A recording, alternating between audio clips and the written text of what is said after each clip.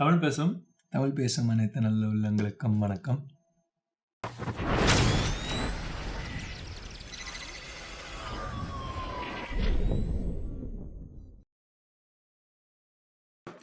Nokia இந்த வருஷம் வரப்போது திரும்பன்னு சொல்லியிருக்காங்க. ஸோ உங்களுடைய எதிர்பார்ப்புகள் எப்படி இருக்கு?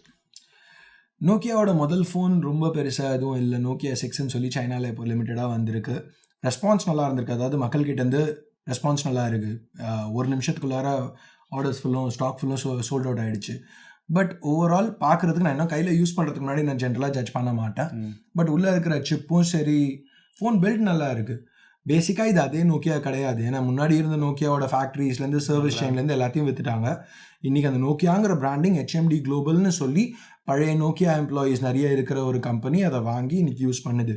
ஸோ நோக்கியாவோட க்ரக்ஸ் இன்னும் அந்த இருக்குது ஓரளவுக்கு. அதை வச்சு அவங்க என்ன பண்ண போகிறாங்கங்கிறது பார்க்கணும். முதல் ஃபோன் ரேட்டு வந்து ஒரு 16-17 சைனாவில். அந்த ப்ரைஸ்க்கு Snapdragon 430 சிப் கொடுத்துருக்காங்க. அது நம்ம ஊர்ல 10,000 ரூபாய்க்குள்ளவே அந்த சிப்ல இருக்கு. சைனாலேயே நம்ம ஊர்லயே 10,000 ரூபாய்க்குள்ள இருக்குன்னா சைனால 8,000 ரூபாய்க்கு 7,000 ரூபாய்க்கு இருக்கும். 7,000 ரூபாய்க்கு நம்ம ஊர்ல இருக்கு. அதான் ரீசன். அதுதான் மற்றபடி அந்த பேரு மற்றபடி வந்துட்டு அவங்க அந்த கேமரா என்ன யூஸ் பண்ணியிருக்காங்க, டிஸ்பிளே குவாலிட்டி எப்படி இருக்கு, யூசர் எக்ஸ்பீரியன்ஸ் எப்படி இருக்கு தெரியாது யூஸ் பண்ற வரைக்கும். ஸோ நான் பார்க்காம ஜட்ஜ் பண்ணல. இன்னைக்கு எனக்கு நியூஸ் படிச்சதுலேருந்து எனக்கு வந்து பார்ப்போம் அப்படின்னு இருக்கு. பார்க்கலாம். அந்த ஃபோனை எப்படியாவது வாங்க ட்ரை பண்ணிட்டு இருக்கேன். கஸ்டம்ஸ் மனசு வச்சாங்கன்னா சீக்கிரமாக வரும். கஸ்டம்ஸ் கஷ்டப்படுத்தாத மனசு வச்சாங்கன்னா உங்களுக்கு கஷ்டப்படாமல் வீடியோ வந்துடும். ஓகே, அது அடுத்த கேள்வி. உங்களுக்கு பிடித்த favourite food? Chilli chicken parotta. சாப்பிட்டா அது அது ஏன்றது அவரோட வீடியோ நீங்கள் பார்க்கும்போது தெரியும். பெரிஸ்கோப்பெல்லாம். ஓகே, ஒரு பெரிய கொஷின். யூடியூப்ல எவ்வளோ சம்பாதிக்கிறீங்க? சொல்ல முடியாது. ஏன்னா எனக்கே நிறைய கேள்வி வருது. எத்தனை லட்சம் அப்படின்னு கேட்குறாங்க. யூடியூபோட டேர்ம்ஸ் படி யூடியூபோட ரெவென்யூ என்னங்கிறத நாங்கள் பேச முடியாது. உண்மை. அப்படியே பேச முடிஞ்சாலும் கேட்குறவங்க எல்லாருக்கும் என் பதில் வந்து அது உங்களோட என்ன சொல்கிறது, ஜென்ரலாக நான் இங்கிலீஷில் சொல்கிறதுனால it's none of your business.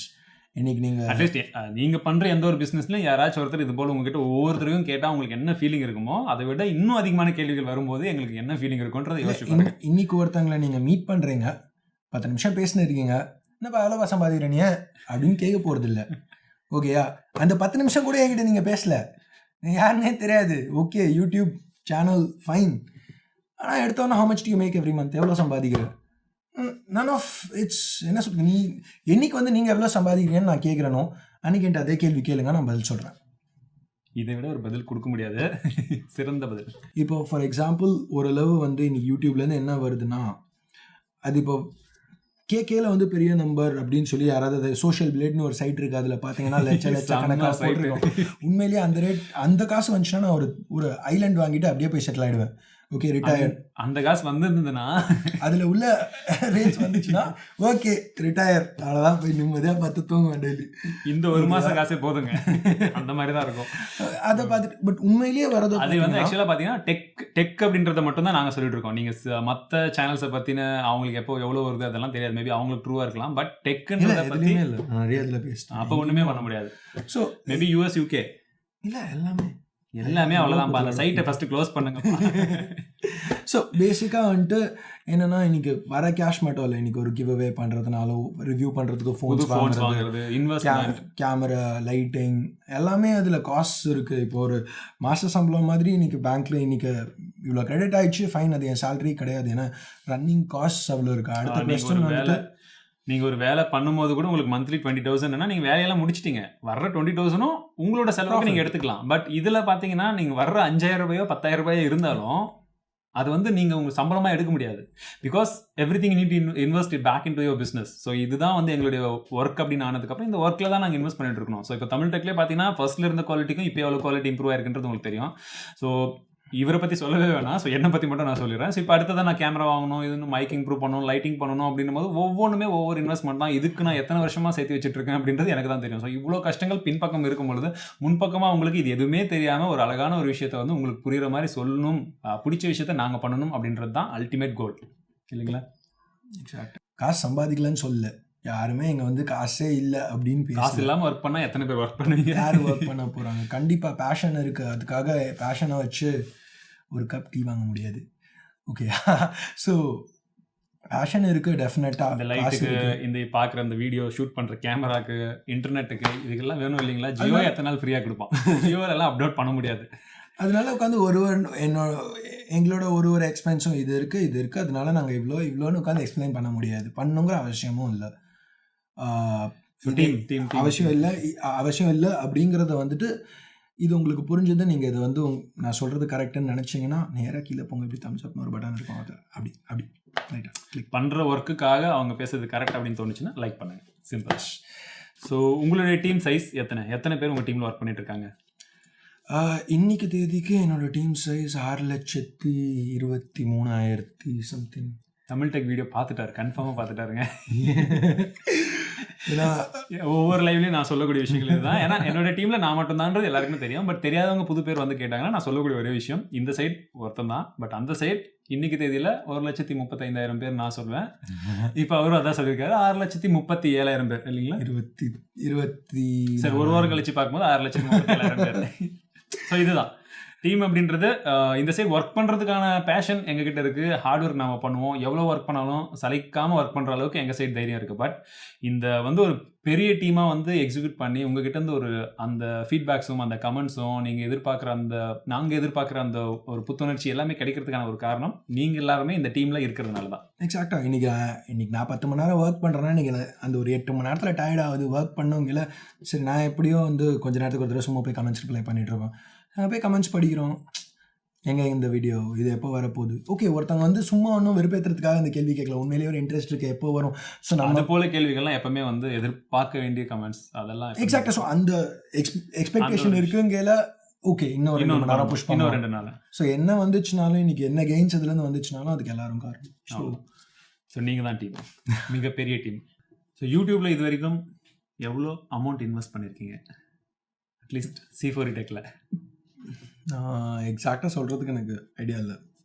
வர எல்லாத்தையுமே திருப்பி யூடியூப்பில் தான் இன்வெஸ்ட் பண்ணுறேன் மோஸ்ட்டாக. ஃபர்ஸ்ட் 2 இயர்ஸ்க்கு வந்துட்டு ஃபுல்லாக கிரெடிட் கார்டு இன்ட்ரெஸ்ட் தான் பே பண்ணிகிட்டு இருந்தேன். எல்லாமே கார்டில் ஸ்வைப் பண்ணிட்டு EMI கன்வெர்ட் பண்ணிட்டு. இப்போ வந்துட்டு லோன்ஸ் எதுவும் இல்லை. பட் இப்போவும் வரது வந்து 80-90% வந்து திருப்பி அப்படியே பிஸ்னஸில் தான் போகும். ஸோ அடுத்தது, எத்தனை கேமரா உங்ககிட்ட இருக்கு? Total number of cams? 2. I mean phone camera சேர்க்காம 2. ஓகே. மைக் 2 ஆக்டிவாக யூஸ் பண்ணுறோம், 2 பேக்கப் மைக்ஸ் வச்சுருக்கோம். ஓகே. ஸோ உங்களுடைய பர்சனல் மொபைல் நம்பர் இல்லை, யூஸ் பண்ணுற ஒரு மொபைல் ஸ்மார்ட் ஃபோன், எந்த ஸ்மார்ட் ஃபோன்? பர்சனல் மொபைல்னு எதுவுமே கிடையாது. இதுதான் விஷயம். ஏன்னா என்னை பொறுத்த வரைக்கும் வந்துட்டு இன்றைக்கி ஒரு ஃபோனை பற்றி பேசுகிறேன். ஒரு ஃபோன் வந்து வாங்கலாமா வேணாமான்னு நான் ஒரு ரிவ்யூ பண்ணுறேன்னா, இப்போ என் ரிவ்யூ வந்து சும்மா என்டர்டெயின்மெண்ட்க்கு பண்ணல, நான் ஒன்றும் காமெடி வீடியோ பண்ணல. இப்போ நான் ரிவ்யூ பண்ணுறேன்னா அதை நம்பி அட்லீஸ்ட் யாராவது வாங்க போகிறாங்க, இல்லை வாங்க வேணான்னு முடிவு பண்ண போகிறாங்க. கரெக்டாக? ஸோ இப்போ அவங்க வந்து அவங்க காசு செலவழித்து ஒரு பொருள் வாங்குறாங்கன்னா அதை நான் என் பர்சனல் ஃபோனாக யூஸ் பண்ணாமல் நான் ரெக்கமெண்டும் பண்ண முடியாது, வாங்காதீங்கன்னு சொல்ல முடியாது. இன்டர்நெட் பிளான், இன்டர்நெட் ஸ்பீட் எவ்வளோ? இங்கே வந்து இப்போ 100 and 125 Mbps 2 கனெக்ஷன் இருக்குது. ஒன்று யூ ப்ராட்பேண்ட் 100 Mbps, இன்னொன்று ACT 125 Mbps. சொல்கிறாங்க 40 தான்றது இல்லை.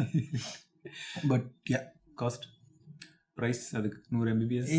ACT வந்து 1,999. யூ ப்ராட்பேண்ட் வந்துட்டு 1,700 or something. எனக்கு டிவைடட் பை 10 கொடுத்தா கூட எனக்கு ஓகேங்க. 1 Mbps 1000 ரூபாய்க்கு வாங்கிட்டு இருக்கேன். இங்கே வந்துட்டு இப்போ 2 வருஷம் முன்னாடி வரைக்கும் என்னோட upload speed was 512 kbps. So அப்போ எனக்கு இன்னும் 2 வருஷம் ஆகும். இல்லை பார்க்கலாம், ஜியோ ஃபைபர் வந்ததுன்னா இன்னும் 3 மாதத்தில் சந்தோஷம்.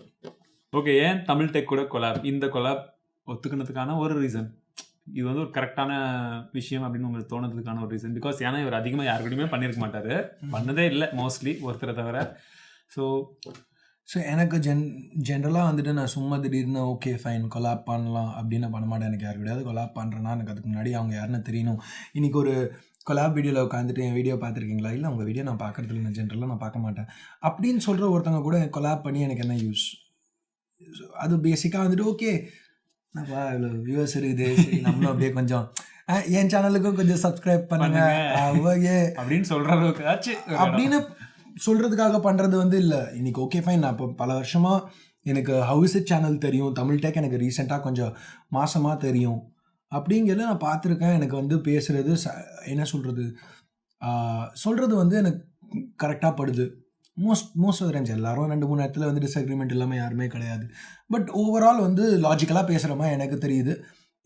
எனக்கு வந்து இப்போ எத்தனை பர்சனலாக வந்து இப்போ சில மாதங்களாக தெரியும், லாஜிக்கல் பர்சனாக தெரியுது. இன்னைக்கு ஓகே நான் ஒரு கலாப் பண்ணதுனால வந்துட்டு திருப்பி எந்த பிரச்சனையும் இல்லை அப்படிங்கிறது தெரியல. ஃபைன், ஓகே, ஏன் பண்ணக்கூடாது? சிம்பிள். எனக்கும் வந்து பல நாளாக தமிழில் ஒரு வீடியோ ஃபுல்லாக பண்ணுங்க அப்படின்னு தமிழில் பேசி பார்க்கணும்னு எனக்கு பர்சனலாக ரொம்ப பெரிய ஆசை. அது என்னோட சேனலில் நடந்தது மிகப்பெரிய நல்ல விஷயம். ஏன்னா என்னோட டெமோகிராஃபிக் பார்க்கையில் 50% இந்தியன், 50% அவுட் சைட் இந்தியா. அப்போ இந்தியாலையும் பார்த்தீங்கன்னா 10% மேபி தமிழ் ஆடியன்ஸாக இருக்கலாம். ஸோ நான் அப்படி பண்ணேன்னா எனக்கு 90%லேருந்து வந்துட்டு எனக்கு புரியல ஏன். இப்போ என்னோட ஆஷாந்தா சீரீஸ்லேயே வந்து ப்ளூ பர்ஸ்லாம் நாங்கள் கொஞ்சம் தமிழில் எங்கேயாவது பேசுவோம். அதுக்கே டிரான்ஸ்லேட் பண்ணனா என்னால் ஒரு ஃபுல் வீடியோ உட்காந்து சப்டைட்டில்ஸ் ரெடி பண்ண முடியாது. அந்த அளவுக்கு பொறுமையும் இல்லை. அப்படி லாங்குவேஜ் டிரான்ஸ்லேட் பண்ணுற அளவுக்கு நம்மளுக்கு அந்த 5% 10%க்கு வச்சு பண்ணுறது ரொம்ப கஷ்டம். ஸோ அது ஒரு விஷயம். அதனால ஏன் இங்கே பண்ணக்கூடாது? ஸோ அடுத்தது 10 லட்சம் சப்ஸ்கிரைபர் இந்தியாவில் ரீச் பண்ணக்கூடிய ஃபர்ஸ்ட் யூடியூப் சேனல் உங்கள்தா இல்லை கீகி ரஞ்சித் தான்? யார் தான் இருக்கக்கூடும்? நீங்கள் 2 பேரும், உங்கள் 2 பேரில் யார் ஃபஸ்ட்டு 10 லட்சம் சப்ஸ்கிரைபர் ரீச் பண்ணுவாங்க அப்படின்றது உங்களுடைய கருத்து கணிப்பு என்னவாக இருக்கும்? மேபி கீகி ரஞ்சித். நம்ம என்ன சொல்கிறது, யாராக வேணாலும் இருந்துட்டு போட்டோம், நான் ரீச் பண்ணுவேங்கிற நம்பிக்கை இருக்குது. எனக்கு என் மேலே இருக்கிற நம்பிக்கையோட உங்கள் மேலே நம்பிக்கை இருக்குது, பண்ண வைப்பீங்கன்ட்டு. சரி, ஓகே. அடுத்த கேள்வி. ஸோ இப்போ நான் ஒரு சில வார்த்தைகள் சொல்ல போகிறேன். ஸோ அதுக்கு உங்கள் மைண்டில் ஃபஸ்ட்டு வரக்கூடிய ஒரு சில விஷயங்கள், இந்த பிராண்ட்ஸை பற்றி, இந்த வார்த்தைகளை பற்றி. சரி, okay. You Portuguese, Nokia, back from the dead. Translate பண்ணிக்கோ. திரும்ப வந்துட்டேன், எழுந்துட்டேன், இதோ வரேன், வந்துட்டே இருக்கேன், வந்தால் தான் தெரியும். அப்படி. YouTube, fans, Chennai, home, Tamil, mother tongue, Tamil Nadu, life, Tamil Nadu, again life, apple, orange, YouTube earnings, none of your business, Jio, awesome. So Tamil tech, awesome. தமிழில் Tamil tech, Tamil first word, Samsung,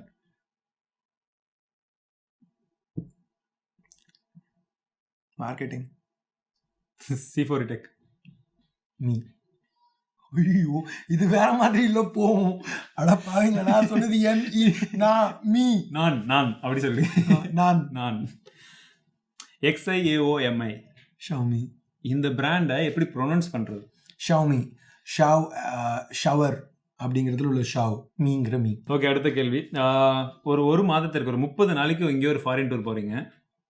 அந்த 30 நாளைக்கு வீடியோ ரெடி பண்ணணும் அப்படின்னா எப்படி பிளான் பண்ணுவீங்க?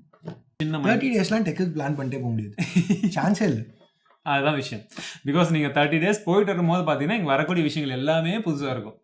என்னடா அப்படின்னு பார்த்தா ஜியோ இன்னொரு 1 வருஷம் எக்ஸ்டெண்ட் பண்ணிட்டேன். ஸோ அதுக்கப்புறம் பார்த்தீங்கன்னா இன்னும் 2 புது சைனீஸ் பிராண்ட் வந்து உள்ளே வந்துட்டு இருக்கோம். ஸோ எக்கச்சக்க விஷயங்கள். யூடியூப் earnings ஏற்கனவே கம்மி, இன்னும் கம்மியாகிட்டு இருக்கோம். அதுதான் வந்து டெக்குக்கும் காமெடி சேனல்ன்றதை விட இன்னொரு எக்ஸாம்பிள் சிம்பிளாக சொல்லணும்னா, இன்னைக்கு ஒரு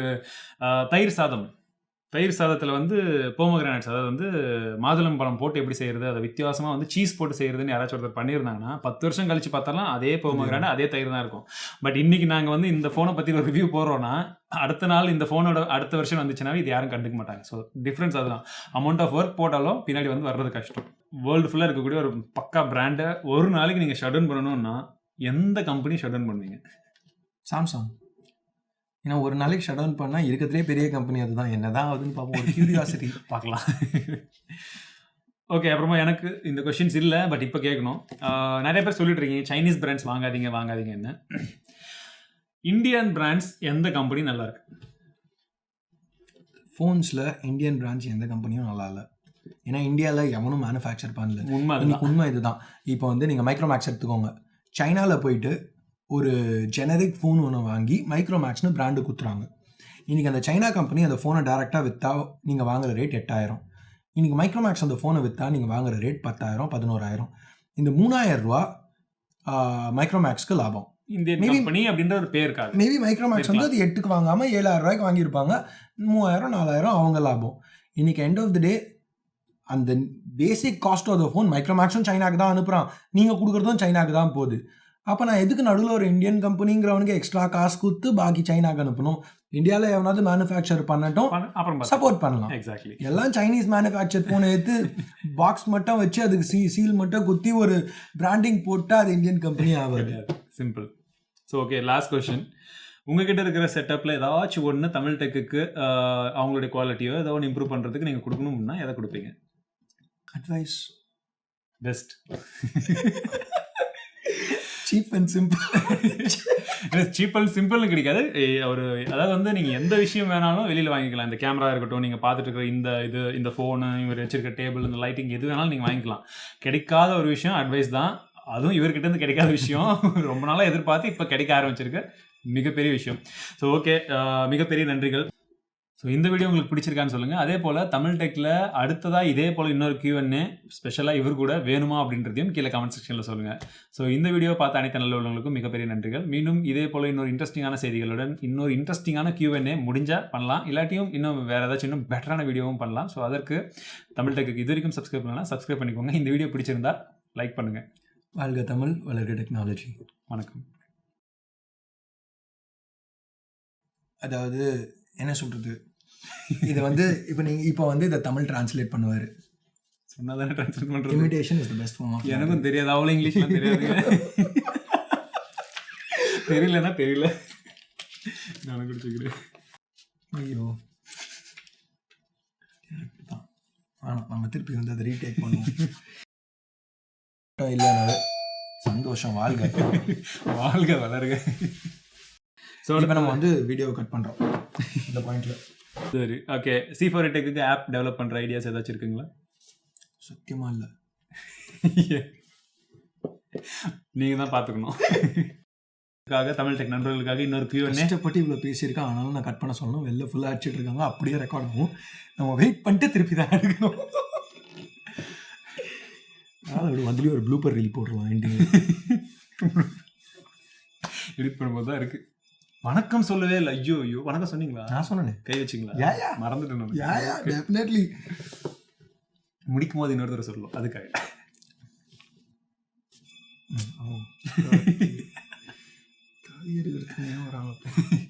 இல்லை, அது நம்ம பண்ண விஷயத்துக்கு வந்து மணி அடிக்கிறாங்க. அதாவது அந்த மணி இல்லை, சக்ஸஸ் மணி. என்ற கர்த்தாவே சிக்க. ஓகே, போய்த்தலடா.